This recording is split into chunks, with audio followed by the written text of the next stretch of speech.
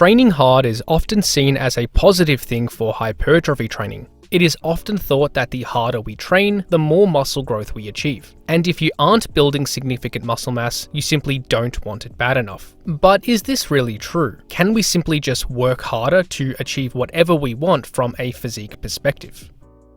Well, to answer this, we first need to define what even is hard training. What makes a set, workout, week, month, year, or an entire lifting career harder or easier? And how can we even compare the perceived difficulty of a workout between you and someone else? Well, there are a few different variables that can be manipulated which may influence the perceived difficulty of a training routine. The first is proximity to failure. This refers to how close each set is taken to failure. In this case, training closer to failure can be considered harder, and training further from failure can be considered easier. However, what proximity to failure is best for muscle growth? The best evidence we have to answer this question is this meta-regression, which looked at the general association between proximity to failure and muscle growth across the entire body of evidence. And the general relationship established is that robust muscle growth can be achieved training quite far from failure, as much as 10 reps in reserve, but training closer to failure was superior. And as we get closer to failure, there appears to be a somewhat exponential effect, meaning the last few reps have a disproportionately greater hypertrophic effect compared with the earlier reps in the set. So in terms of proximity to failure, it seems that you don't need to train to complete failure to achieve significant muscle growth. You can probably train with multiple reps in reserve and still see great gains over time. However, you are probably going to achieve superior growth by training closer to failure. So as a general recommendation, you probably want to take each set at least close to failure to achieve the best growth, at least around 3 reps in reserve on average. The next variable that could influence the difficulty of a training routine is volume. This refers to the total number of sets performed per muscle group per week. So in this case, training with more volume is considered harder, while training with less volume is considered easier. But how does volume influence hypertrophy? To answer this, let's look at this meta-analysis and this systematic review. In this earlier paper, the authors analysed the body of evidence comparing different volumes. They grouped studies in the categories of training a muscle with less than 5, 5 to 9, more than 9, and more than 10 sets per week. And as we can see, there was a pretty clear dose-response relationship, where more volume resulted in more muscle growth. Although this analysis only compared volume at the lower end of what is traditionally implemented in practice for most serious lifters. So as an extension, this systematic review compared the effects of moderate to high volume training. The researchers defined moderate volumes as training a muscle with 12 to 20 sets per week, and high volume as more than 20 sets. And it was found that there was a trend for higher volumes to result in superior growth for all 3 of the muscles analysed: the quads, biceps, and triceps. Although this only reached statistical significance for the triceps, as seen by this diamond being entirely on the left side of the midline. So I think the most logical interpretation of this evidence is that there appears to be a positive but diminishing returns effect of volume on muscle growth. In other words, more volume usually results in superior growth, but seems to produce less additional growth at higher levels. So in this case, training harder does seem to be better on average, but the majority of gains are probably able to be achieved with fairly moderate volumes.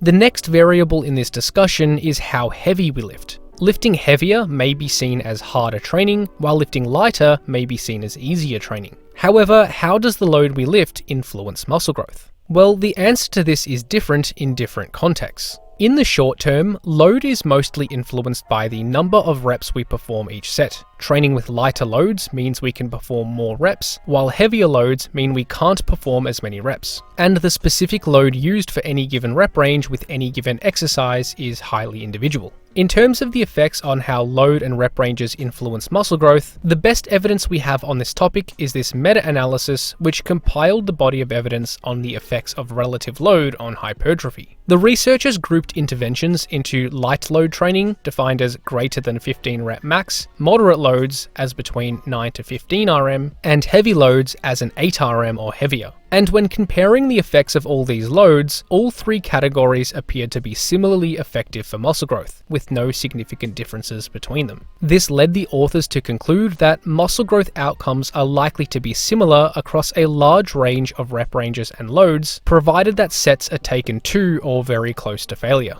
As a practical recommendation, training anywhere within the approximate 5 to 20 rep range will likely produce similar muscle growth if sets are taken close to failure. So in this case, training heavier isn't necessarily better. However, from a long-term perspective, we probably do want to lift heavier over time. This is to accommodate the principle of progressive overload. While you shouldn't expect to lift heavier loads each session for your entire lifting career, you probably should be seeing gradual increases in the loads used over time. There are certainly instances where you might actually regress in load due to technique changes or training in higher rep ranges, but long-term increases in load are probably a desirable outcome. So in this case, yes, training heavier over time is probably going to be beneficial for muscle growth. And lastly, let's discuss exercise selection. We can certainly make our training sessions more or less difficult with the exercises we perform. However, are the most difficult exercises the best for hypertrophy? Well, it depends on how we look at it. There are three primary factors that can influence the difficulty of an exercise. The first is global fatigue. This refers to whole body effort of the movement. More globally fatiguing exercises are those which involve more muscles, joints, and higher demands of the cardiorespiratory system, while less globally fatiguing exercises are those which involve fewer muscles, fewer joints, and lower demands of the cardiorespiratory system.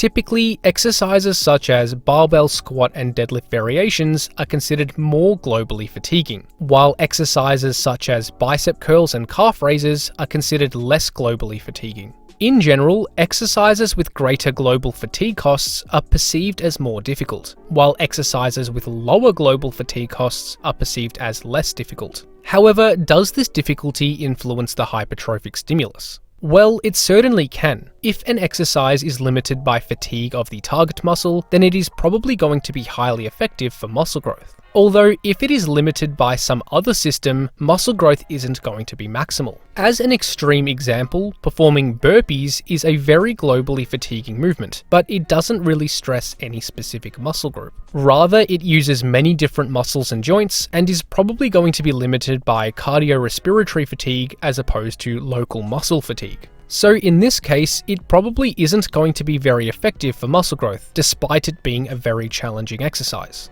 Alternatively, a back squat is also a fairly globally fatiguing movement. However, if it is trained on the lower end of the rep range spectrum with appropriate technique, then it will probably be limited by muscular fatigue of either the quads or glutes, depending on the specific technique used. So in this case, it will be effective for muscle growth. So from a global fatigue perspective, harder is not always better and can certainly be worse in some cases. Another factor influencing the difficulty of an exercise is technical difficulty. Some exercises naturally have greater coordination demands and take longer to perform well. So in this case, more technical exercises are usually considered more difficult, while less technical exercises are usually considered less difficult. For example, a snatch in Olympic weightlifting is a highly technical lift that can take decades to perfect, while a machine leg extension has almost no technical difficulty since it is a fixed movement. But which is best for muscle growth? Well, again, we want the target muscle to be the limiting factor of each set. So if technical difficulty prevents us from stressing the muscle, then it is probably going to inhibit hypertrophy. So in most cases, making a movement more stable and less difficult is usually considered as favorable for hypertrophy training. This is because balance, stability, or coordination are not limitations for the movement. So in this case, a more technically difficult exercise is probably inhibitory for muscle growth. And lastly, let's look at local muscle stress. This is what we have been referring to, fatigue of the muscle group being targeted by an exercise. So in this case, more local muscle stress can be considered harder training, while less local muscle stress can be considered easier training. For this category, more local muscle stress will usually be favourable for muscle growth. This is because it is more likely that the target muscle will be the limiter of each set, as opposed to any other system. So in this case, harder training is almost certainly better. We also need to discuss some other variables that might influence how hard we should train. This is because it might make it more or less suitable to train with slightly more or less difficulty based on context. The first is your priorities. How important is muscle growth in your life? Is it the number one most important thing that you want to put all your effort into? Or is it something you do more for general health and longevity? If it is a higher priority to you, then you may need to train slightly harder to maximize muscle growth. However, if it isn't such a high priority, you might make your training routine slightly less difficult so that you can spend more time and effort in other aspects of your life. There is no morally right or wrong way to go about this. Each individual should decide on where lifting falls on their priority hierarchy. The next variable that can influence how hard we train is our genetics. There are two primary genetic components we are referring to. First is our baseline muscle mass. Like with most characteristics, they exist on a bell curve spectrum. Most people fall within an average range, but there are outliers on either end of the spectrum. So someone with elite levels of baseline muscle mass might not need to train all that hard to get where they want because they are already muscular. So they might just lift with less effort because they already have good results, or they might not even lift at all. Whereas someone with lower than average genetics who strives to be much more muscular than they currently are might decide to train with more effort to reach their goals. And the other genetic trait to consider is an individual's responsiveness to training. It seems that the magnitude of muscle growth someone achieves from a given workout routine can vary substantially between lifters. This was seen in this study, which explored the variability in muscle growth at a larger population level. 585 untrained men and women between 8 to 40 years old performed 3 sets of preacher curls, concentration curls, standing dumbbell curls, overhead triceps extensions, and triceps kickbacks for 12 weeks. Furthermore, diet was controlled to some extent by instructing subjects to maintain their dietary habits, and subjects were excluded if they gained or lost significant weight throughout the intervention. It was found that although subjects performed the same training routine, the variability in biceps growth was substantial. Most subjects saw around a 10 to 20% increase in biceps cross-sectional area. However, a small number of subjects saw no detectable growth, and even a slight decrease, while others achieved up to 55% gains in cross-sectional area. It is possible that some of these differences may have been influenced by how hard they were training, although I don't think it fully explains the large variability between individuals.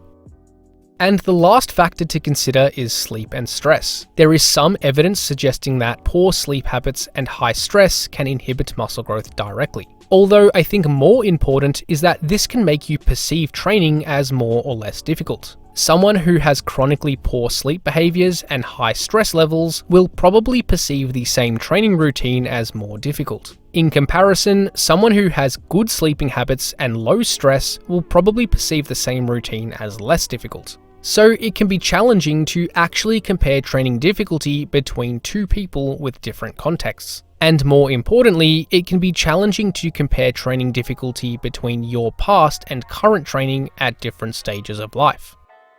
There are also some potential negative effects that might arise if you train too hard. There are 4 potential negative consequences that training with excessive difficulty might increase the risk of.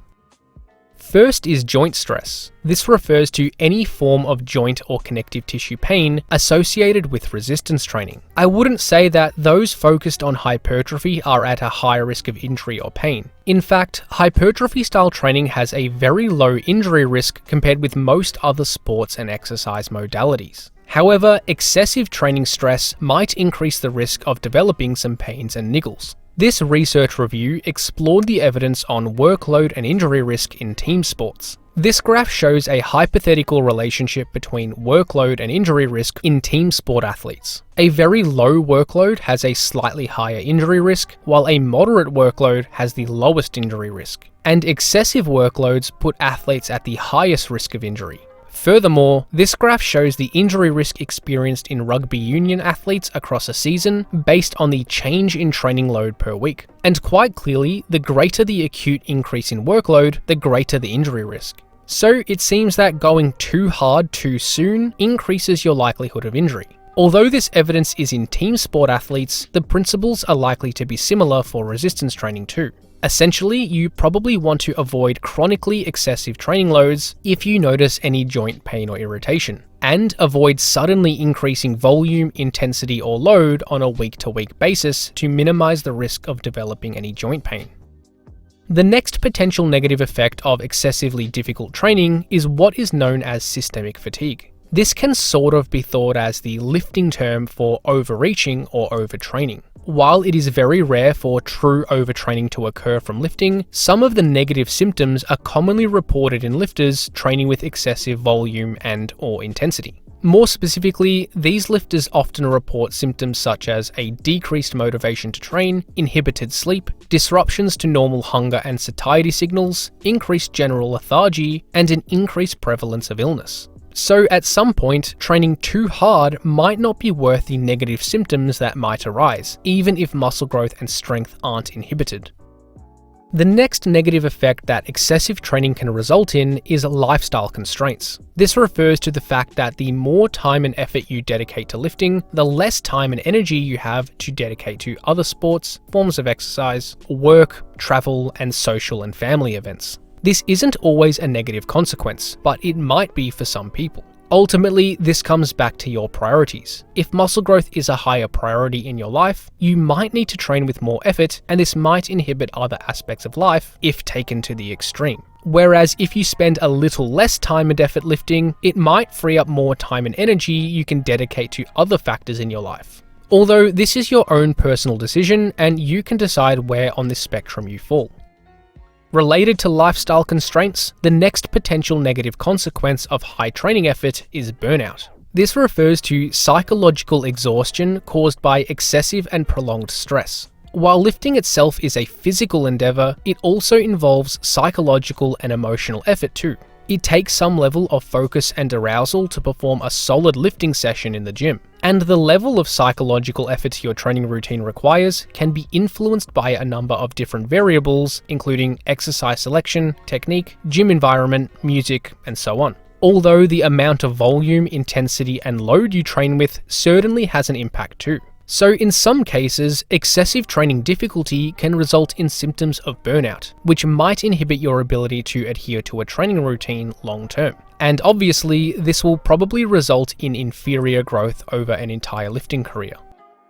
So in summary, training harder may or may not be beneficial depending on how you define it. Training closer to failure tends to result in superior growth. Training with more volume also seems to result in superior growth, but probably sees diminishing returns with higher volume training. In terms of load, we probably want to stick within the approximate 5 to 20 rep range to maximize muscle growth. Although we also want to try and lift slightly heavier loads over time within this rep range to ensure training continues to be stimulative enough to elicit an adaptation.